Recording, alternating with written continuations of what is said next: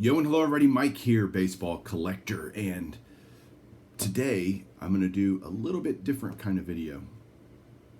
And what I want to do today is go over 15 vintage players, older players that I think are just either undervalued or always kind of staples in the hobby and just great things to be buying. And right now with no baseball, you've got the modern players, just they're not accumulating statistics. There's no games going on, and that kind of can depress their values, or at least curtail the buying of those players, because typically during the season you get a lot of frenzy over different players that are doing well or not doing well. And to me, vintage is one of those things that is kind of virus proof, recession proof. I think there's a lot of underlying value in vintage cards. And again, all of this that I'm going to talk about is just my opinion. So take it with a grain of salt. Do what you want to do, but I've been doing this a long time, and I really enjoy sharing knowledge about the hobby, knowledge about these vintage players, and they're just great. They're just great players. We're talking about great cards. To me, it's hard to go wrong buying any vintage player, any Hall of Fame player. It's hard to say that was a bad buy. I mean, they're just, I think, kind of eternal, because once you're a Hall of Famer, you're always a Hall of Famer. It's hard once you're a Hall of Famer, unlike a modern player who is one bad injury away or a bad season or two or something from seeing their card prices significantly drop. Once you're a Hall of Famer, you're always a Hall of Famer. And to me, that has some sustainability that I think is attractive if you're spending your hard-earned money on sports cards. So I get there's also a lot of, well, I watch these guys play today. And so, if you're a fan of a team or an individual player in the modern world, that's playing today, there's nothing wrong with that at all. That's awesome. I love the Rangers, and I love watching the modern players play, and I'll pick up their cards and stuff like that. But in terms of, for me, what I think is where I really find a lot of love is in the vintage era, because even though I didn't see a lot of these guys play personally, you can go back on YouTube and watch them play. You can go watch highlights of their career. You can go read about them and look at their statistics and just read anecdotal stories about their lives. And it's amazing the breadth of baseball and how much is out there.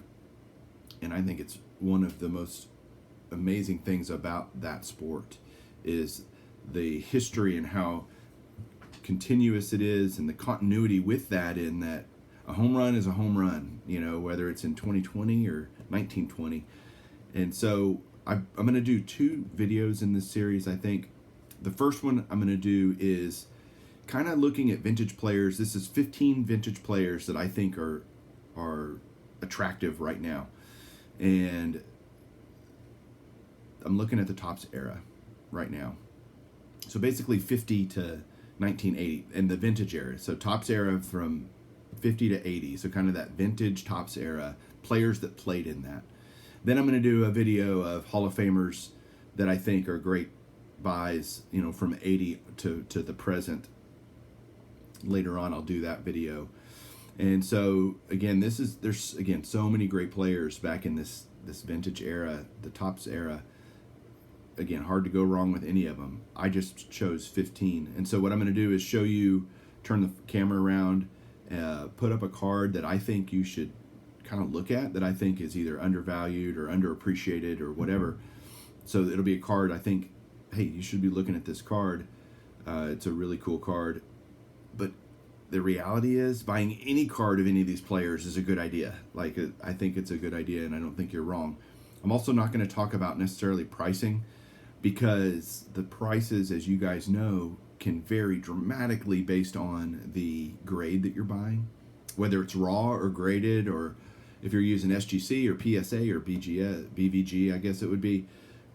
Look, the prices can range dramatically. So what I tell people is buy what you can afford, buy what you think is reasonable, buy a nice looking card, a good example, of any of these. So don't use my grades as grades I'm saying you should be targeting. That's not true at all. Just get what you can get, and just kind of look at it that way. Stay within your budget, stay within reasonableness of what you can do. But each of these players, so each of the players, I'll tell you kind of when their rookie card is, and it's always a good idea to get rookie cards, always. But a lot of those are quite pricey. So again, I'll tell you what their rookie card is, but in reality, it's like, hey, here's when their rookie is, and here's kind of the years that they played and cards you can be looking for. But here's kind of a card that I think is undervalued, and I have all of them. So that's what's kind of cool about it, is I'm going to be able to show you the actual card. So hang on one second. Let's flip it around and start talking about these great players from yesteryear. Hang on. All right, so I'm going to do these in alphabetical order. And when I was compiling this list, I was thinking about, okay, what is important in terms of making a player either just a good investment, a good time to be buying. And to me, there's different watershed things that happen in a player's life, and especially after they retire. And it's, number one, kind of getting in the Hall of Fame, and then sadly when players pass away. And so I think that's a huge opportunity to be looking at players right now that are alive, because once they pass away, at whatever point that happens, their card prices typically see an appreciation in value. And so I've got 6 players that are still alive that I'm going to do first, that I think are good deals right now, and then the other 9 are going to be players that have already passed away that I think are good values. So the first, and I'm going to do these alphabetically. So of course, one of the greatest of all time is this guy right here, Hank Aaron. And you've got the card that I'm showing here is his 1955 Bowman. So why do I think this is a great card for him? And again, what grade you get doesn't matter. Just look for one you like or whatever. But I think this is a great card because his rookie is 1954 Topps. And this is essentially a second-year card. The 55 Topps Hank Aaron is incredibly expensive relative to the Bowman. And I still think this is a great-looking card. It's still a second-year card. It's the last year of Bowman. So you got a lot of cool things going on with this card. And I think relative to the Topps, it is a great value. And you've got Hank Aaron. I mean, one of the greatest of all time, right? Home run king for a long time. Broke Babe Ruth's record. RBIs. You know, just so many things in his career that made him great, and he's still alive. So Hank Aaron, definitely somebody I think is worth looking at. The next guy is, this is kind of funny because if you watch my channel at all, you know about Mr. Bench here, and I love Johnny Bench. I really think he's great. I tease some people because a lot of people think he's the greatest catcher of all time, and you could easily make an argument for that. He is a career-long Cincinnati Red, just an amazing guy. And his rookie card is 1968 Topps. But I think the card to get for him is this 1969 Topps Johnny Bench, because it's his first solo card. His rookie card is a kind of dual player card. And again, awesome card. But this shows him in this classic pitcher or catcher stance. It's got the rookie cup. It's just got so much going for it. And a young Johnny Bench, such a cool card. So Johnny Bench is my second guy. Third guy is the left arm of God himself, Sandy Koufax. I mean, still alive, such a great player, just, you know, generational type talent, best pitcher in the league for, 6 or 7 years, just amazing guy. And his cards are still pretty affordable. His rookie card is 1955 Topps. So that's not a cheapie, but I just picked this 59 Topps because I thought it's a great image of him. It's still early in his career. It's still a card from the 50s. And it's kind of at the beginning of when he started becoming Sandy Koufax. Early in Sandy's career, he wasn't that stellar of a player. He was marginal and kind of getting his feel, becoming a pitcher, and he started becoming amazing about this time in his career, and spent the next 6 years just being greatest guy there was. So just take a look at Sandy Koufax cards. I think you'll be surprised at what you can get them for. And again, it's all about finding a card that you like. So next up, after Sandy, is, of course, Willie Mays. I mean, if you're talking about the 15 greatest vintage players to get, Mays is probably in the top 5 in terms of that Topps era that we're looking at right now today. And Mays' rookie is 51 Bowman. And here again, an early card in his career that you can get, I think, at a relatively reasonable price. This is the 54 Topps. I love the image here. It's the same image they use on several of Willie Mays' cards for Topps. Thanks, Topps. But I love the coloring. The yellow and the orange all really work. It's just a beautiful card and relatively affordable. Mine's a 4, but again, just go hunt for these, and I think you can find a price range that works for you and still get a great card for your collection. So Willie Mays, just unbelievable. Next up for the guys that are still alive is none other than Nolan Ryan. 5,714 strikeouts, 27 seasons. I mean, what else can you say about Nolan Ryan? He is one of the most popular players in the hobby, period, because he simply played so long. He had multiple generations of fans that adored him and loved him and collect his cards. And so I think Nolan Ryan cards are always going to be popular, always going to be in demand. And so it's hard to go wrong with a Nolan Ryan card. His rookie card is also 68 Topps, just like Johnny Bench. But again, just like Johnny Bench, I think the better card, one of the better cards to get if you're not going to get the rookie, is the 69 Topps, because 69 Topps, unbelievable. First solo card for Nolan Ryan. He won the World Series with the Mets in 69. There's just a whole lot of cool factor with this card. I love the young Nolan Ryan, the pose, everything about this card is just awesome. And I think you can actually get these pretty reasonably priced if you hunt. And that's another thing about looking for vintage, is patience is incredibly important when it comes to looking for vintage. Don't feel like you got to buy it now at the first one you see. Don't feel like, you just have to overpay for something just to get it. Be patient with this stuff. Kind of decide on a grade and a price range that you're willing to pay, and then hold out for it. Stay patient. I cannot express how important that is for a vintage collector, to stay patient. And remember, it's a marathon and not a sprint. So as you're buying these cards and picking up these cards, just keep that in mind. All right, the last live guy that I think is severely underappreciated in the hobby and needs a lot more love is Carl Yastrzemski. Carl Yastrzemski played for the Red Sox his whole career. He took over for Ted Williams at Fenway Park in left field, and just an amazing ball player. Over 3,000 hits. I mean, so many things that Carl Yastrzemski did, and he's an icon in Boston. But I think overall in the hobby, there's just some love lost on him. Rookie card for Carl Yastrzemski is 1960 Topps, and that can be gotten pretty reasonably. I think that's still a very affordable Hall of Fame rookie card.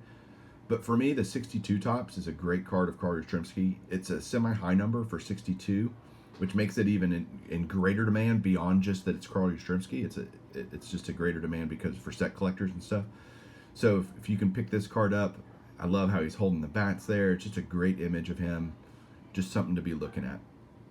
All right, now we're going to start on the guys that are no longer with us, that have passed away, but I think are still vintage players that need to be looked at if you're a vintage collector. And the first one here is Mr. Cub, Ernie Banks. I've been picking up a lot of Ernie Banks cards lately because I think he's undervalued. I think he's underappreciated. He was just an amazing two-time MVP award winner at shortstop for the Cubs. Played his entire career with the Cubs. His rookie card is 1954 Topps. This is one of those cards that I think just epitomizes Ernie Banks. You see him, he's got kind of that wry smile, and He's looking excited to play a baseball game. This is actually his last Topps card, is 71. So I think it's, again, one of those you can get reasonably. It's cool because it's the 71 set, which means it's very condition sensitive. One of those cards, I think if you pick up a nice copy, you're going to be happy with owning that over time, because I think it's going to do well. But there's a 71 Topps of Ernie Banks. The next player, I have a few catchers on here because I think catchers, especially the great ones, get overlooked quite a bit in the hobby. And here's one guy here that I think is incredibly overlooked, and that's Yogi Berra.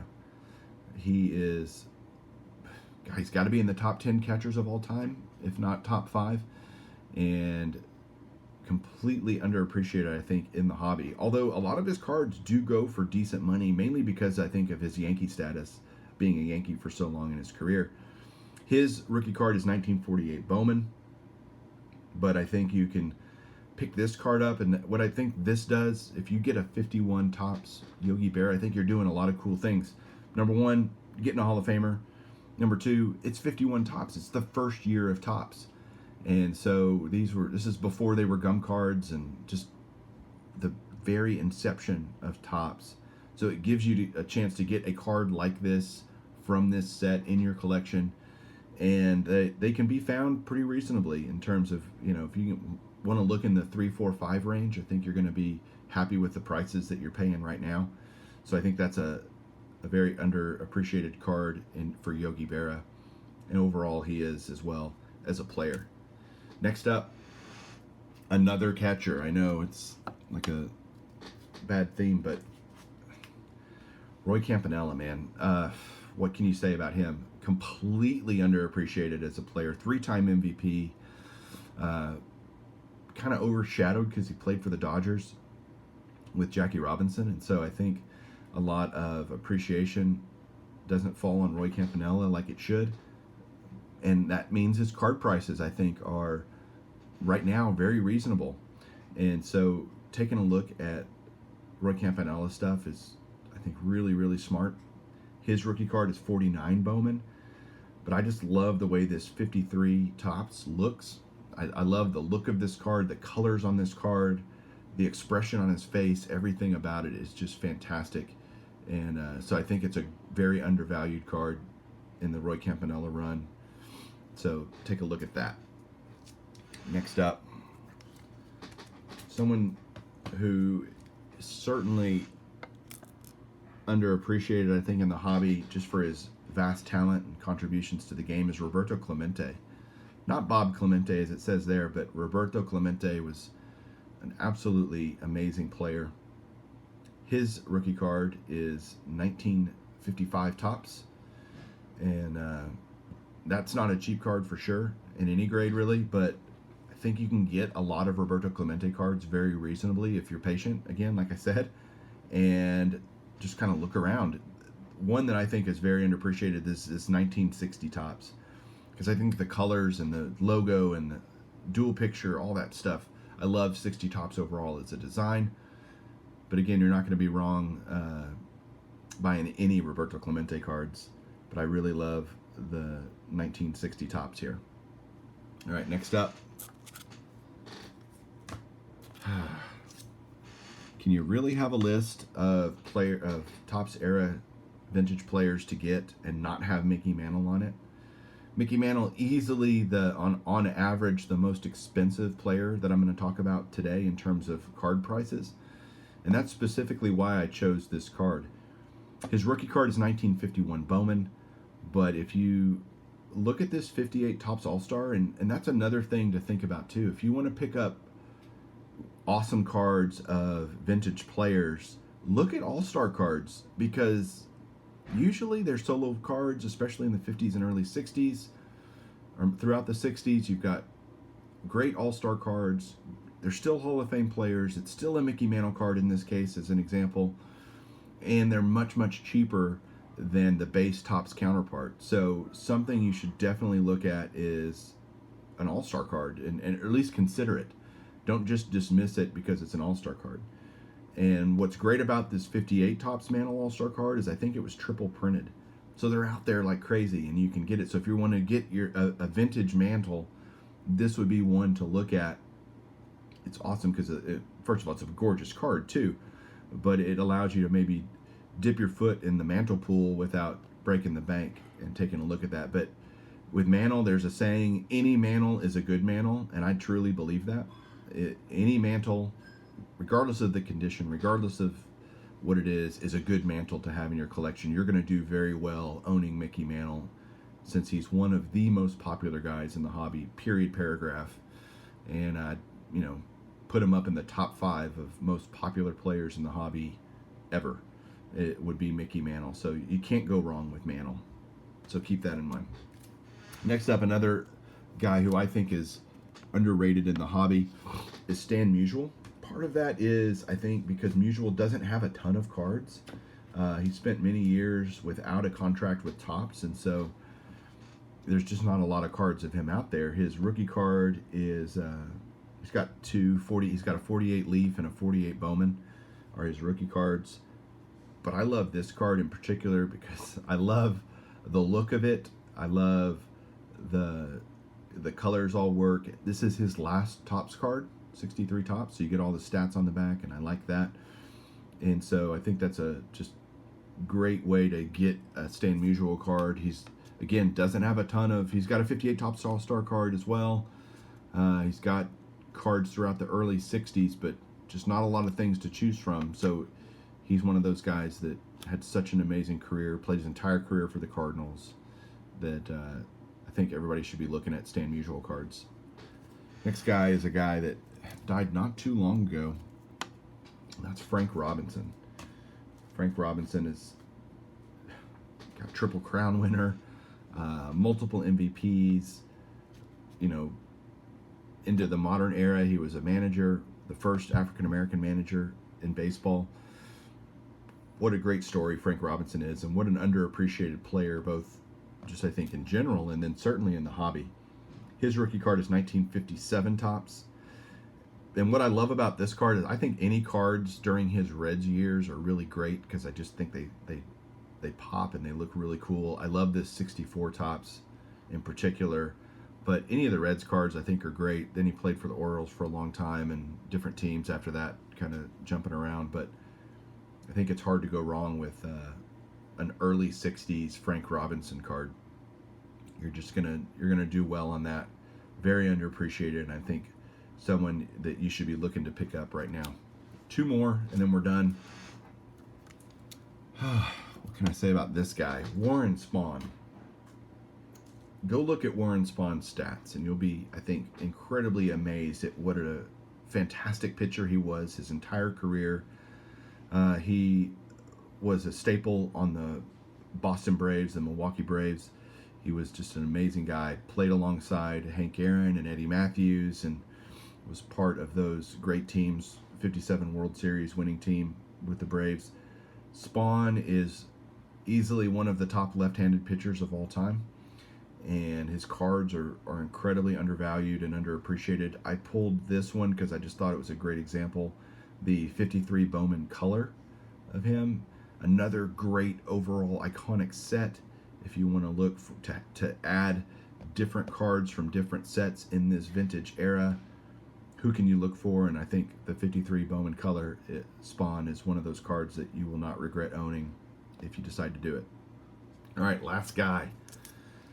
And this is pretty easy, and it's Ted Williams. So, a splendid splinter. What can you say? His rookie card is 1939 Play Ball, I think. I think that's right. But Ted Williams, his career, late 30s, obviously, early, all through the 40s, the 50s.